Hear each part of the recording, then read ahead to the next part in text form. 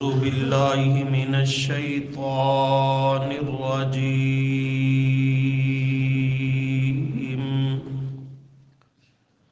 بسم الله الرحمن الرحيم.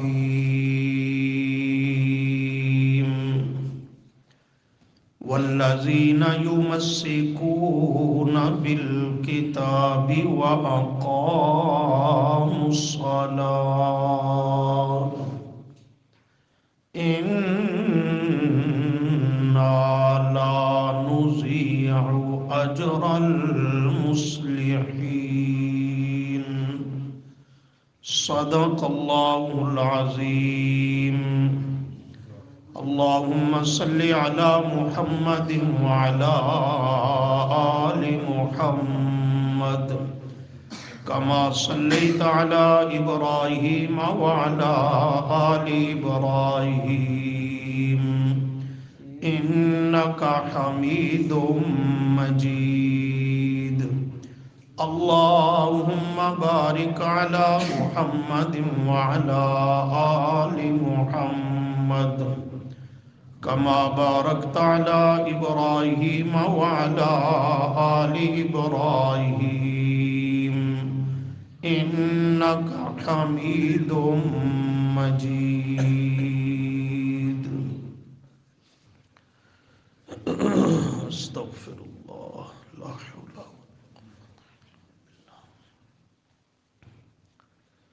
گزشتہ سبقوں میں آپ حضرات کے سامنے قرآن کریم کی بعض آیات کی روشنی میں علماء سوء، اہل باطل، نام نہاد جھوٹے دین کے داعی اور اصلاح کے دعوے داروں کا تذکرہ اور تعارف پیش کیا گیا. آج کے سبق میں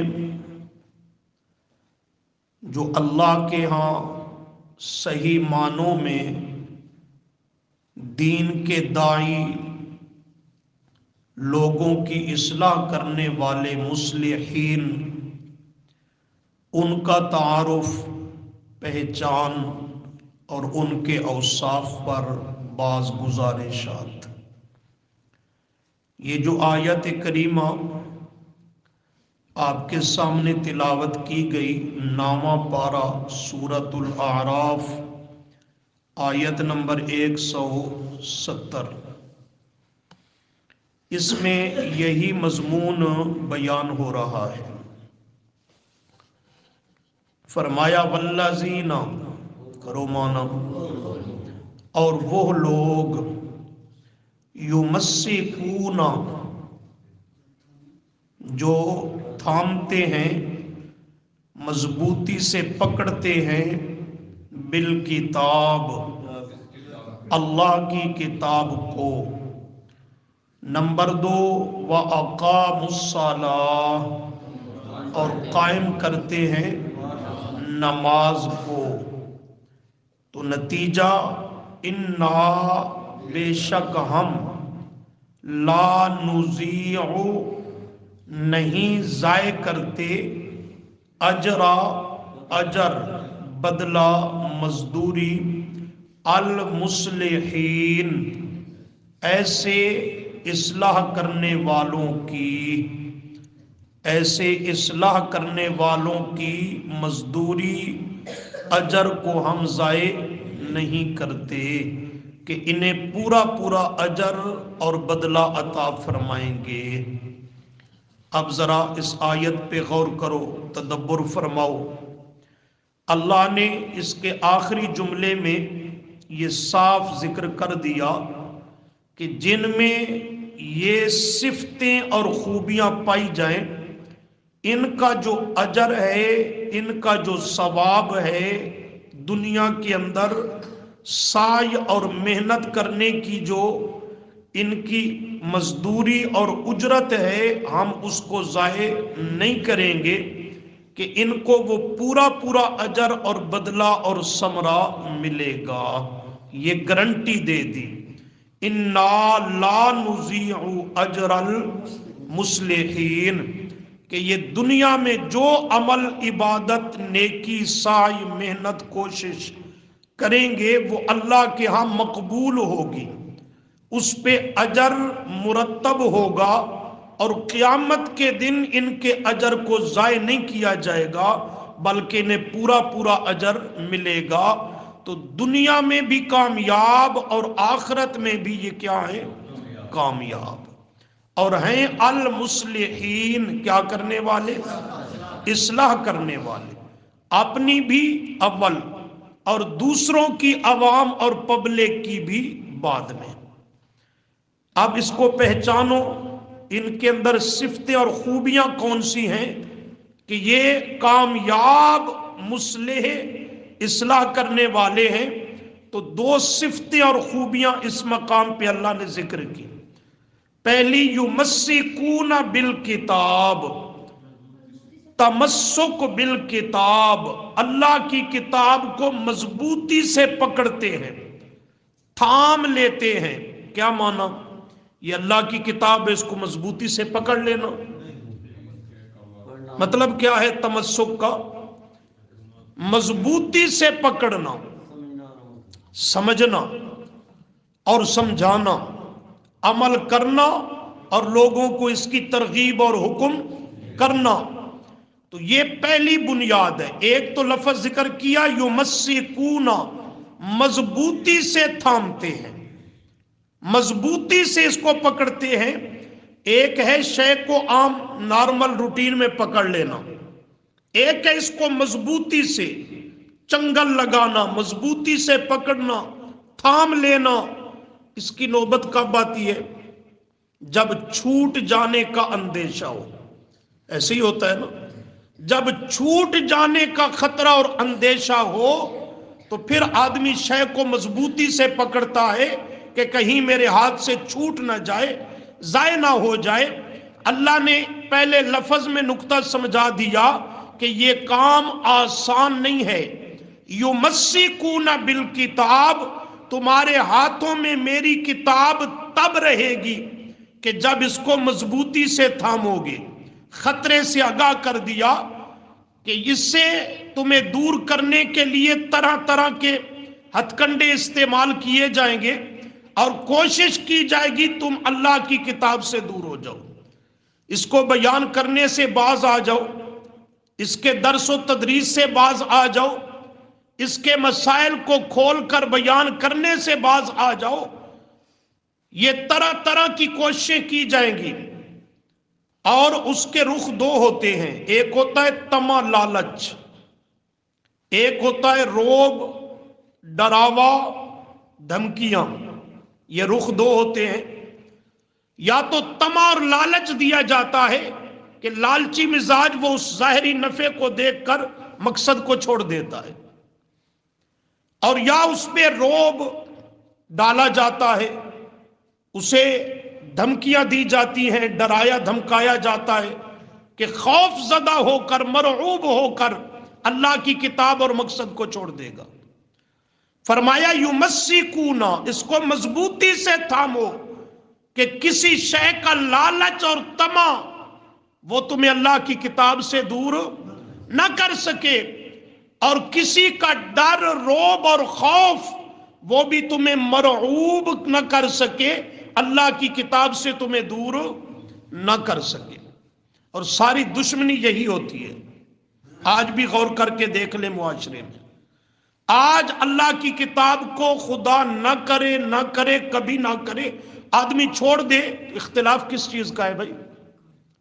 ہمارا کوئی ان سے ذاتی لینا دینا ہے؟ کوئی ذاتی رشتہ داری، قرابت داری، کچھ بھی نہیں۔ اختلاف کی اساس اور بنیاد آج بھی یہی ہے کہ حقائق کو قرآن کی روشنی میں کھول کے کیوں پیش کیا جاتا ہے۔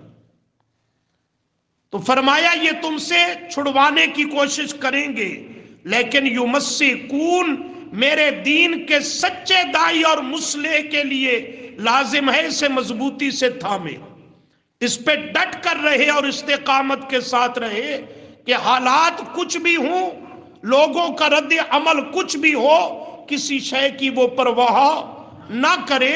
فرمایا والذین، اور وہ لوگ یمسکون بالکتاب، جو مضبوطی سے تھامتے ہیں اللہ کی کتاب کو۔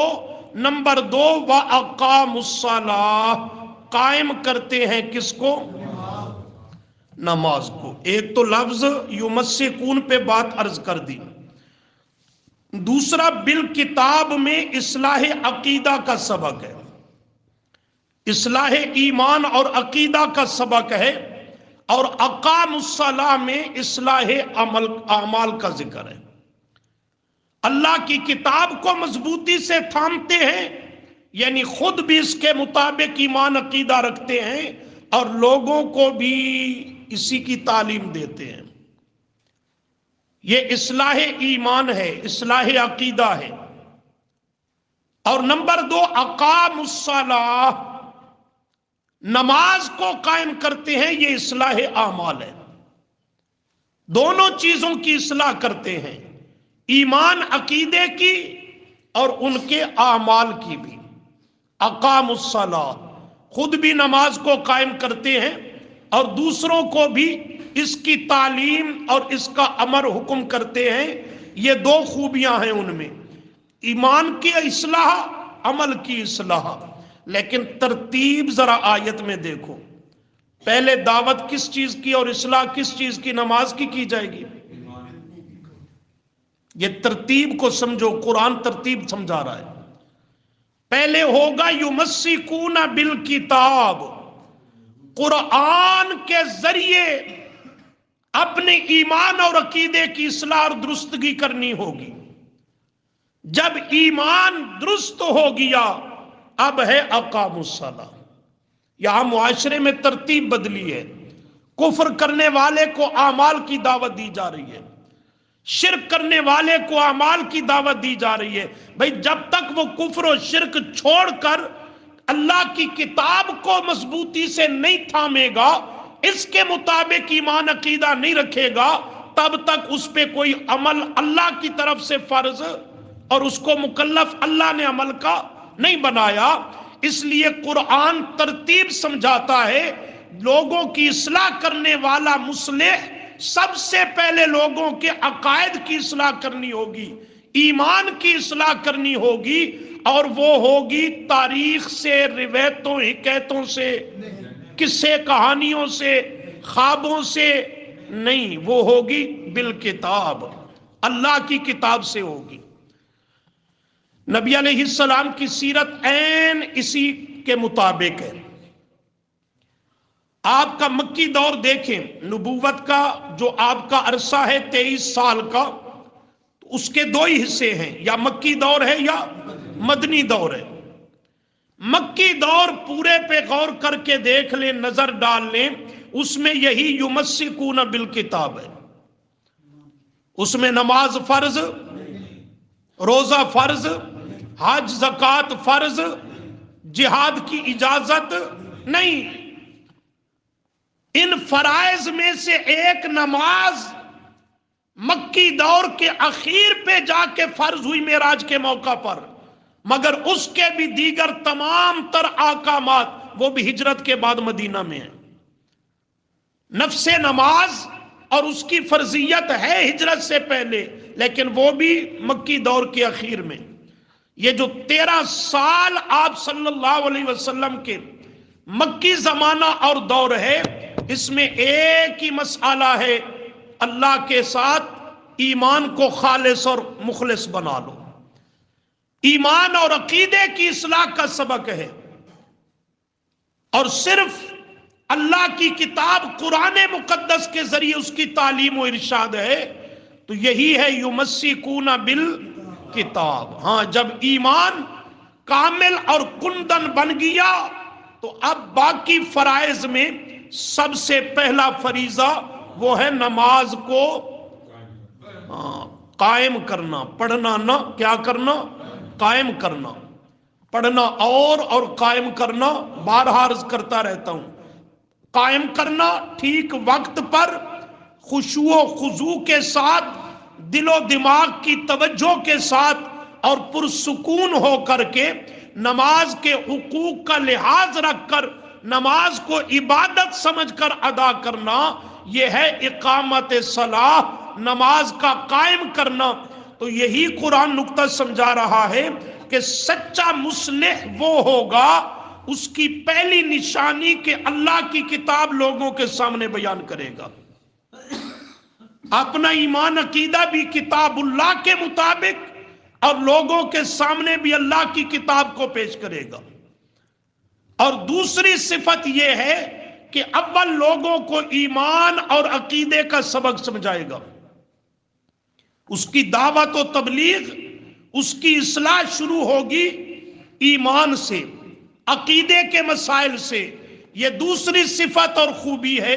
اور تیسری ہے اقام الصلاۃ، اب اعمال صالحہ، اس کی دعوت اور تعلیم، اور اب اس کی اصلاح کہ خود بھی اس کی پابندی کرے گا اور باقیوں کو بھی اس کی ترغیب۔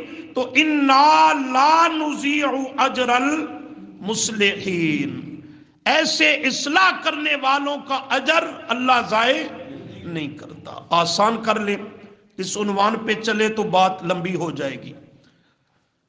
نبی کریم صلی اللہ علیہ وسلم آخری پیغمبر ہیں، آپ خاتم الانبیاء اور آخر الانبیاء ہیں۔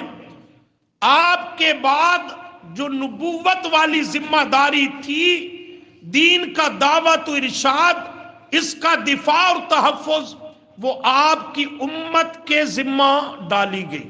ایسے ہوا کہ نہیں؟ سنتے رہتے ہو۔ جب اس میرے جملے کو نوٹ کرنا اور غور کرنا، جب اس امت کے ذمہ نبی والی محنت ہے تو طریقہ اسے اپنا اختیار کرنا ہوگا۔ اس دین کی دعوت، تبلیغ، تحفظ، دفاع کی ذمہ داری جو نبی پر تھی وہ اب امت پر ہے، اور امت کے بھی بالخصوص علماء پر۔ اسی لیے کہتے ہو العلماء ورثۃ الانبیاء، یہ انبیاء کے علمی ورثہ کے وارث ہیں۔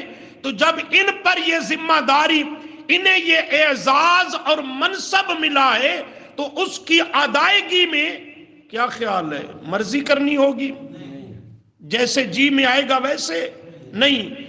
جب کام نبیوں والا کرنا ہے تو پھر طریقہ بھی کون سا اختیار کرنا ہوگا؟ نبیوں والا۔ جب دعوت دین کی دینی ہے پھر دعوت کا طرز اور طریقہ بھی آمنہ کے لال سے لینا ہوگا صلی اللہ علیہ وسلم۔ اور اسی پر اور بھی جملہ ہے حدیث میں، اگر غور کرو تو علماء انبیاء کے علم میں کیا ہیں؟ ان کے وارث ہیں۔ وارث کے پاس کیا چیز آتی ہے؟ ترکہ، یہی آتا ہے نا۔ فوت ہونے والا فوت ہو گیا، پیچھے کیا چھوڑ گیا؟ ترکہ۔ وہ ورثاء میں کیا ہوتا ہے؟ تقسیم ہوتا ہے، ان کو ورثہ ملتا ہے، حصہ ملتا ہے وراثت میں سے۔ تو وارث جو ہوتا ہے اس کے پاس مرنے والے کا ترکہ آتا ہے، ایسے ہی ہے نا۔ تو پہلے سمجھنا ہوگا علماء جو نبی کے وارث ہیں تو نبی کا ترکہ ان کے حصہ میں آیا تب وارث بنے۔ نبی کا ترکہ کیا ہے؟ علم تو ہے۔ نبی کی مالی وراثت تو جاری نہیں ہوتی، مالی وراثت تو نبی کی جاری نہیں ہوتی ہے۔ تو علم پر یہ بہت موٹا لفظ ہے۔ حدیث سے پوچھو، نبی علیہ السلام نے فرمایا ترکت فیکم امرین، ترکت فیکم، میرا ترکہ دو چیزیں ہیں۔ ترکت، میرا ترکہ، امرین، کتنی چیزیں ہیں؟ اولہما کتاب اللہ و سنت نبیہ، یہ اللہ کے نبی کا ترکہ ہے۔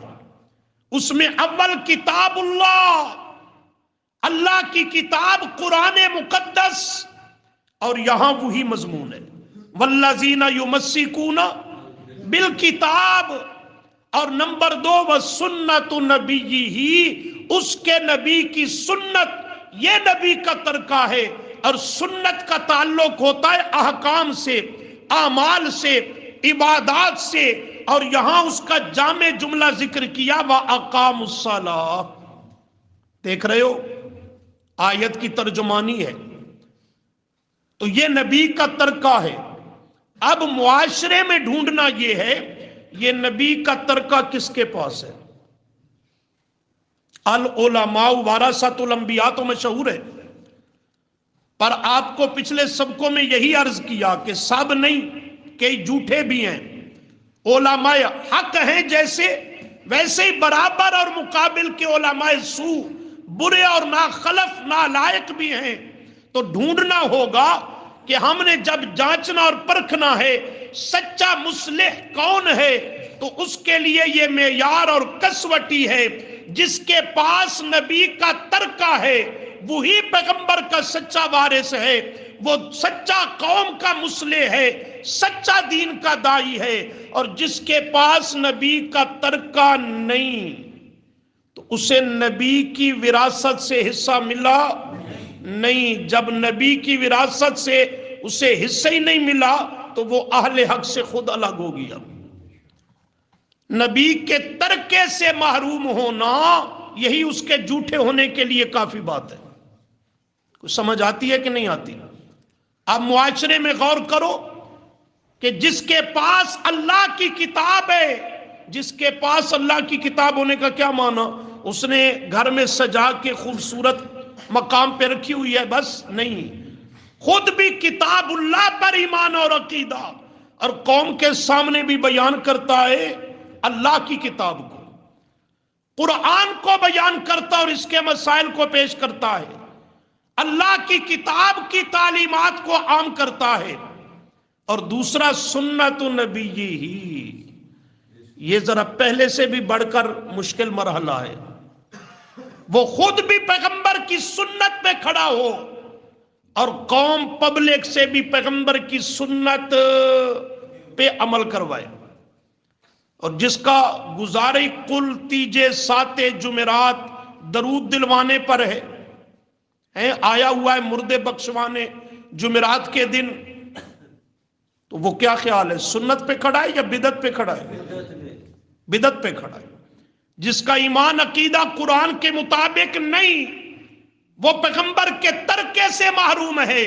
جس کا عمل پیغمبر کی سنت کے مطابق نہیں، وہ بھی پیغمبر کے طریقے سے محروم ہے۔ اور ترکہ وراثت میں سے حصہ ہمیشہ اپنوں کو ملتا ہے، اور جو محروم کر دیے جائیں وہ اپنے، تو جس سے نبی کا تعلق اور رابطہ ختم، نسبت ختم، کہ ترکہ اس کو ملا ہی نہیں، تو وہ پھر سچا دین کا دائی اور مصلح ہو سکتا؟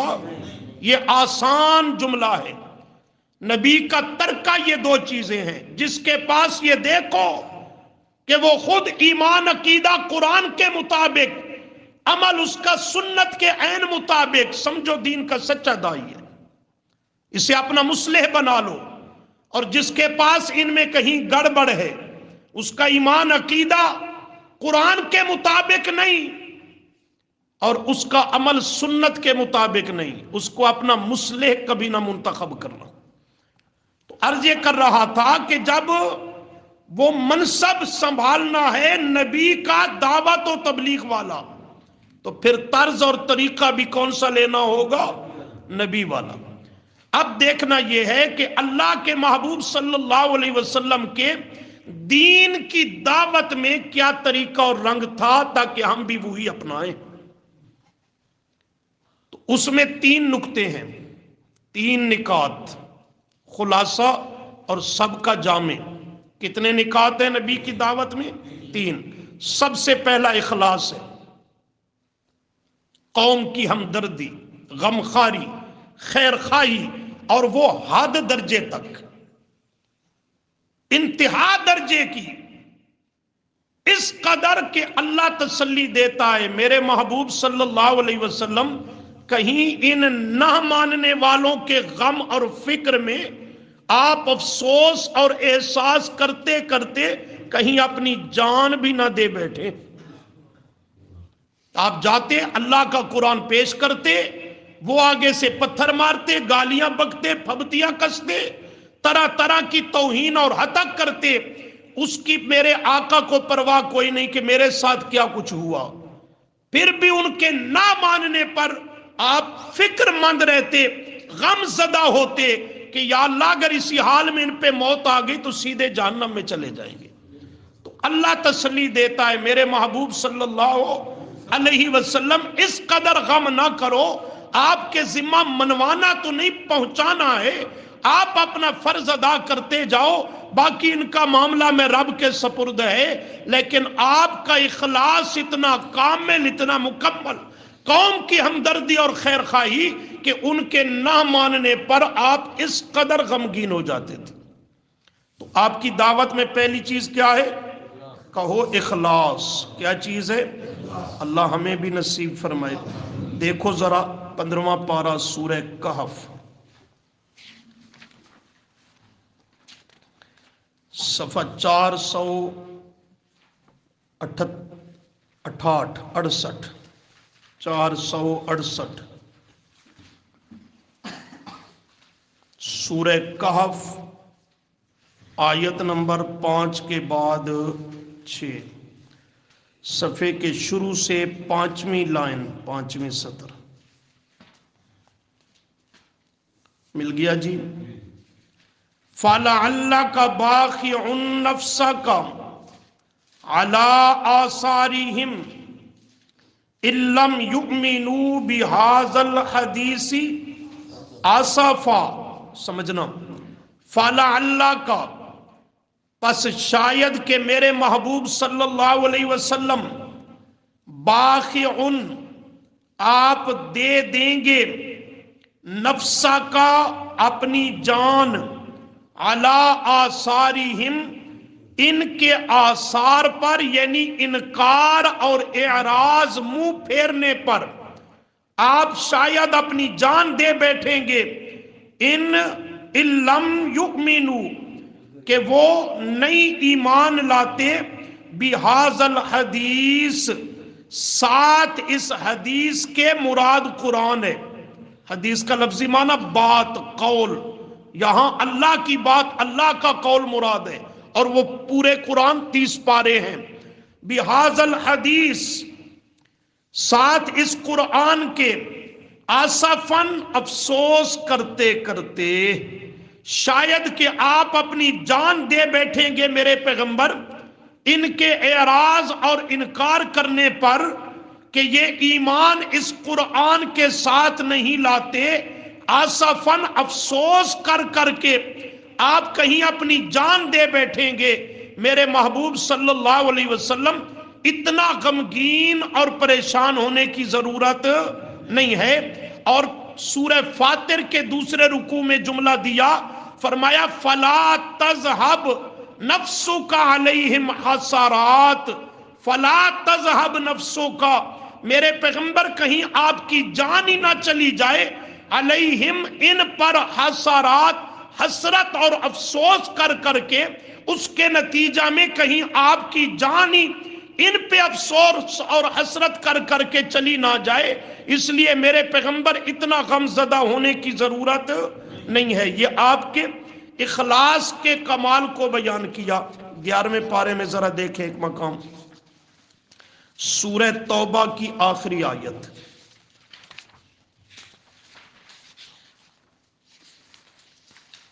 صفحہ ہے 329.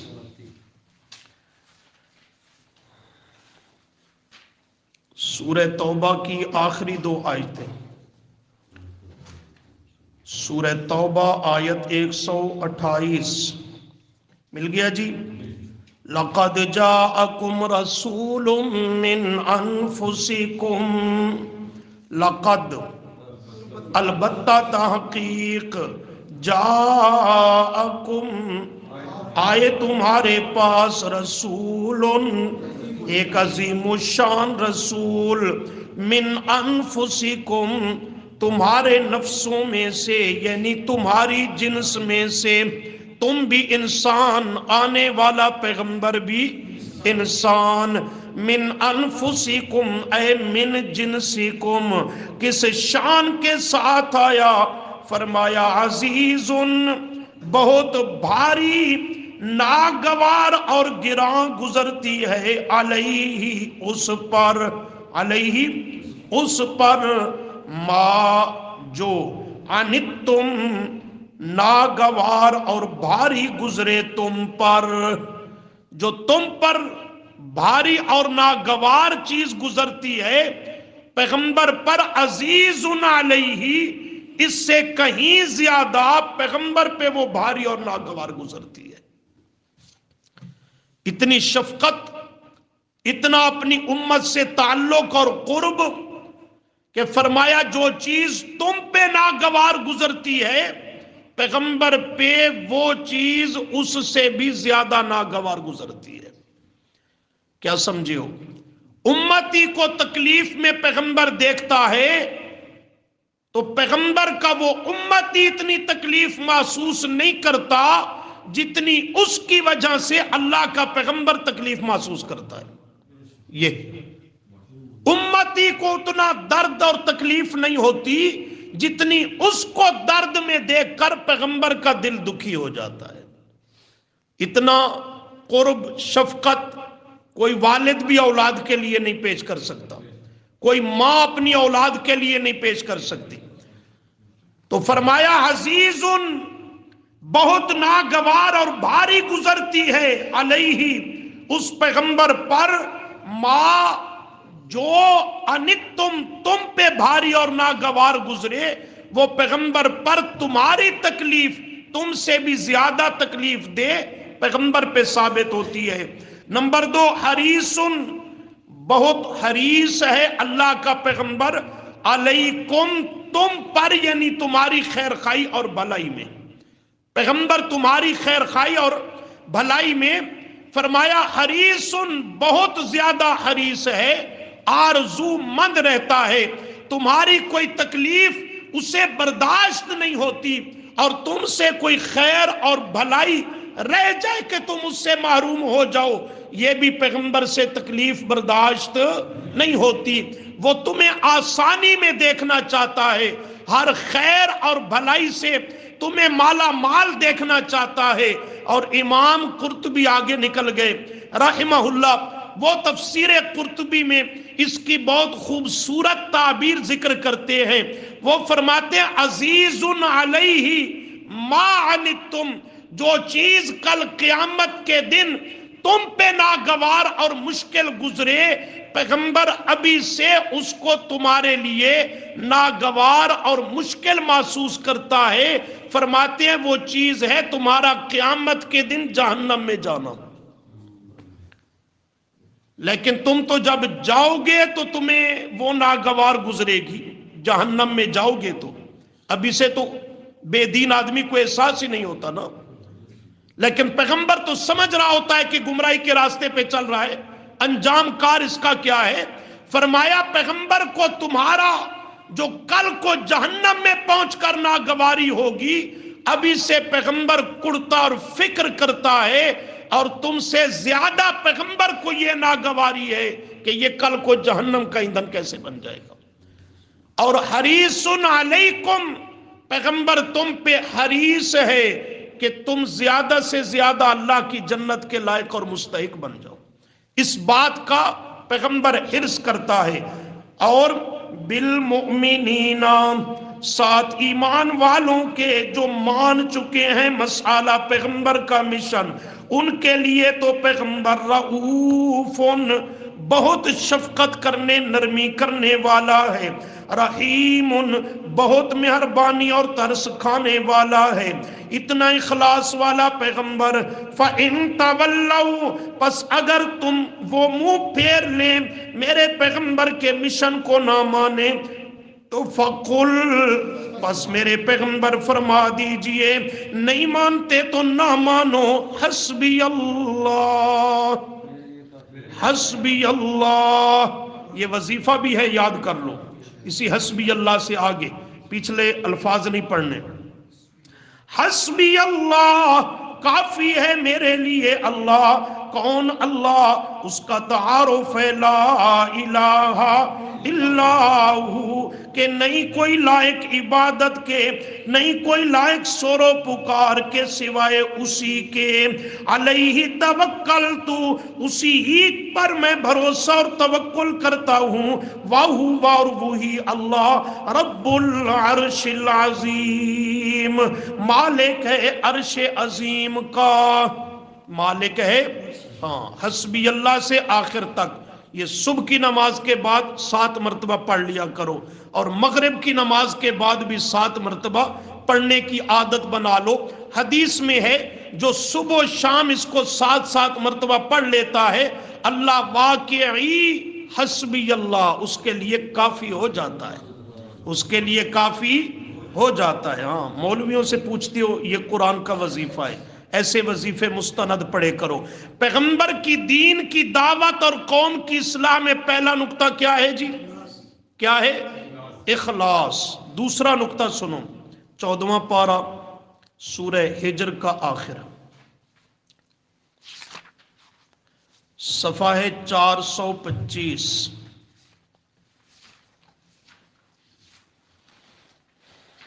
سورہ ہجر آیت 94، پہلی سطر، صفحہ 425.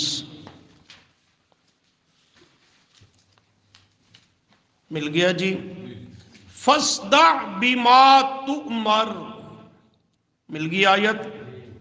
فاصدع، پس کھول کر بیان کر دیجئے میرے پیغمبر، بما تؤمر، جس چیز کا تمہیں تؤمر، امر اور حکم کیا گیا. یا اللہ کھول کر بیان کروں؟ فرمایا ہاں.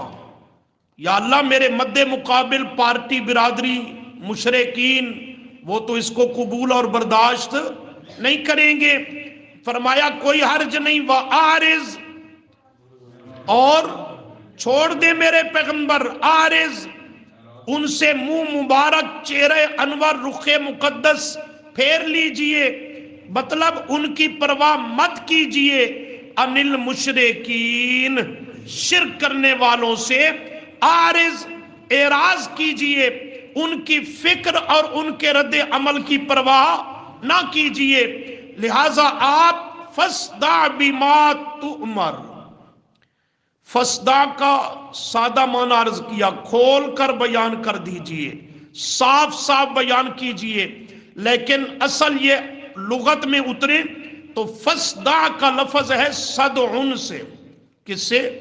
صدعن کہتے ہیں شیشے کو بلندی سے گرانا پتھریلی جگہ پہ. نتیجہ کیا ہوگا؟ چورا چورا، ٹکڑا ٹکڑا، ایک ایک اس کی جزی وہ الگ الگ ہو جائے گی، کوئی جگہ اس کی باقی اور چھپی ہوئی نہیں رہے گی. میرے پیغمبر جس طرح شیشہ بلندی سے گرے نا، گرے بھی پتھریلی جگہ پہ، ٹکڑے ٹکڑے اس کا انگ انگ جدا جدا ہو جاتا ہے. اسی طرح مسئلے کو کھول کر بیان کرو کہ کہیں کوئی ابہام، اخفاء اور پوشیدگی باقی نہ رہے. فاصدع. حضرت شیخ پنڈی والے رحمہ اللہ وہ اپنے رنگ اور طرز میں مانا کرتے تھے پنجابی دے اندر. فاصدع، میرے پیغمبر رڑے تے چاڑ کے مسئلہ بیان کر. جملہ سمجھ آندے؟ رڑے تے چاڑ کے مسئلہ بیان کر، ہیں کھلا کر کے.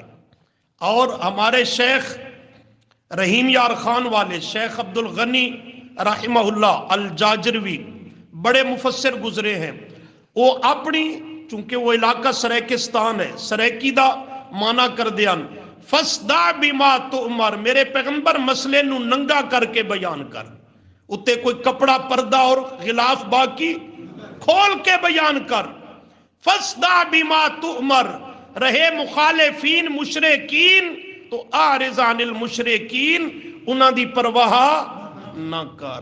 یہ تو پیغمبر کی دعوت میں دوسرا نقطہ ہے کتمان حق نہ کرنا. کتمان حق، حق کو چھپانا، اس میں حق کو چھپایا نہ جائے. تلبیس نہ کرنا. تلبیس ہوتا ہے رلا ملا. گھنٹہ جو حضرت جی تقریر کریں کوئی پتہ نہیں چلے گا کہ کہاں سے شروع کی کہاں پہ ختم کی. کہنا کیا چاہتے ہیں, کہنا کیا چاہتے ہیں. ایسا گول مول کر کے ملمہ سازی اور ایسی ہیر پھیر کر کے گفتگو کہ سننے والوں میں کوئی بھی ناراض نہیں ہونا چاہیے. پتہ نہیں چلنا چاہیے حضرت صاحب خود کس پارٹی سے تعلق رکھتا ہے. تو یہ طرح طرح کے وہ ملمہ سازی کر کے مضمون کو بیان کرتے ہیں.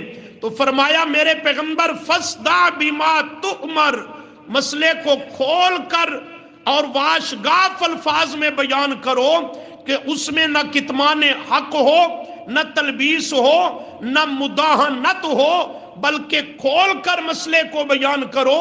تو پیغمبر کی دعوت میں یہ مسئلہ ہے کہ وہ مسئلے کو کھول کر بیان کرتے ہیں, نہ کسی سے طمع لالچ کی اس کی رعایت کریں, نہ کسی کا ڈر خوف کہ اس کا لحاظ رکھیں. تو آج بھی معاشرے میں دیکھنا ہوگا کہ مسئلہ کھول کر کون بیان کرتا ہے, وہی مصلح ہوگا. اور جو برادری سے ڈرا ہوا ہے, ملکوں سے, چودھریوں سے, سرداروں سے, وڈیروں سے, سرمایہ داروں سے ڈرا ہوا ہے اور اللہ کی کتاب کے ساتھ دھوکہ اور غداری کر رہا ہے, پیغمبر کی شریعت کو قوم کے سامنے کھول کر بیان نہیں کرتا, تو سمجھ یہ خود فریبی ہے اور قوم کا یہ سچا مصلح ہو سکتا نہیں ہے. اس پر بہتی آیات ہے پر وقت نہیں ہے. تو یہ دوسرا نقطہ ہے. اور تیسرا ہے کہ پیغمبر کی دعوت کا نصاب رب کی کتاب ہے. حدیث بھی برحق ہے, غلط فہمی میں کبھی نہ پڑھنا, لیکن ترتیب ضرور ملحوظ خاطر رہے گی. آگے قرآن سب کا مقتدا ہے, حدیث قرآن کے تابع ہے, صحابہ وہ پھر حدیث پیغمبر کی اور قرآن دونوں کے تابع, پیچھے فقہا وہ پھر تینوں کے تابع ہیں. باقی یہ بات خوب ذہن میں رکھ لو, چونکہ درس قرآن ہوتا ہے تو اکثر قرآن کی عزت و عظمت کی بات آتی ہے تو شیطان خرابی ڈالتا ہے. شیطان موقع کی تلاش میں ہوتا ہے نا, وہ باور کراتا ہے کہ شاید یہ کہیں حدیث کو نہیں مانتے, صحابہ کو نہیں مانتے, فقہا یا بزرگوں کو نہیں مانتے. بھائی ماننا سب کو ہے لیکن اپنے اپنے خانے میں رکھ کر. سمجھ آتی ہے نہیں آتی؟ اپنے اپنے درجے میں رکھ کے ماننا ہوگا, لیکن سب کا الاصل الاصول اور سب کا مقتدا جو ہے وہ رب کی کتاب قرآن مقدس ہے. اور بعد والے جتنے بھی ہیں, حدیث ہے, صحابہ ہیں, فقہ ہے, بزرگ ہیں, اکابرین ہیں, ان کے لیے ترازو معیار اور کسوٹی بھی رب کی کتاب ہے کہ قرآن سے ان کی کوئی بات ٹکرائے نہیں, مخالف نہ ہو, اس کے مد مقابل نہ آئے, وگرنہ اس کو نہیں قبول کیا جائے گا. آگے قرآن کو چلانا ہوگا, حدیث پھر قرآن کے تابع ہو کے آئے گی, صحابہ اس کے تابع ہو کے آئیں گے, فقہ اس کے تابع ہو کے آئے گی, اور بزرگوں کی عبارات ان سب کے پیچھے پیچھے ہاتھ جوڑ کے چلیں گی. ان کے موافق ہوں گی علی الرأس والعین, سر آنکھوں پر. اور اگر ان سے ٹکرائے تو روایت بھی نہیں چلتی, خواہ اسے پیغمبر کی طرح منسوب کیوں نہ کیا ہو, چاہے جائے کہ بعد کے کسی بزرگ کی بات اور اس کا قول فرمان چل سکے. تو اس لیے اس ترتیب کو ملحوظ خاطر رکھنا ضروری ہے. تو پیغمبر کی دعوت کی بنیاد, اس کا نصاب اور اساس وہ رب کی کتاب قرآن مقدس ہے, باقی سب چیز اس کے تابع ہے. تو آج بھی یہی دیکھنا ہوگا کہ دعوت کا نصاب کیا ہے. خیر وہ سبق کی آیت والذین یمسکون بالکتاب میں آ گئی. تو یہ 3 نکات ہیں. کتنے ہیں؟ 3 نکات. دعوت اور اصلاح میں اخلاص ہو. اخلاص سمجھ گئے نا, صرف لوجہ اللہ, کس کی رضا کے لیے؟ اللہ کی رضا کے لیے. اور دوسری چیز مسئلے کو کھول کر بیان کیا جائے. کوئی بھی مسئلہ ہو نجات کا جس پر نجات موقوف ہے, کھول کر بیان کیا جائے, اس چیز کا لحاظ کیے بغیر کہ لوگ کیا کہیں گے. کہیں گے جو کہیں گے, کوئی حرج نہیں. لیکن دین کے دائی اور مصلح کا مزاج لا یخافون لومۃ لائم, لوگوں کی ملامت کی وہ پرواہ نہ کرے, اس کا خوف اور فکر ذہن میں نہ رکھے، وہ سامنے اللہ کی رضا اور اپنے فریضہ کی ادائیگی کو رکھے اور قرآن و سنت کے مسائل کو کھول کر بیان کرے۔ اور تیسرا، اپنی دعوت کی اساس اور بنیاد وہ رب کی کتاب کو بنائے، اس کے بعد جو کچھ لائے وہ اس کے تابع کر کے لائے، اس ترازو پہ تول اور پرکھ کے لائے جس میں یہ تین خوبیاں آج بھی پائی جائیں، وہ سچا دین کا دائی ہے، سچا قوم کا مصلح، اصلاح کرنے والا ہے۔ اور اسی کو قرآن مقدس فرما رہا ہے، اِنَّا لَا نُضِيعُ اجر المصلحین، اللہ ایسوں کے اجر اور مزدوری کو ضائع نہیں کرتا۔ اللہ عمل کی توفیق عطا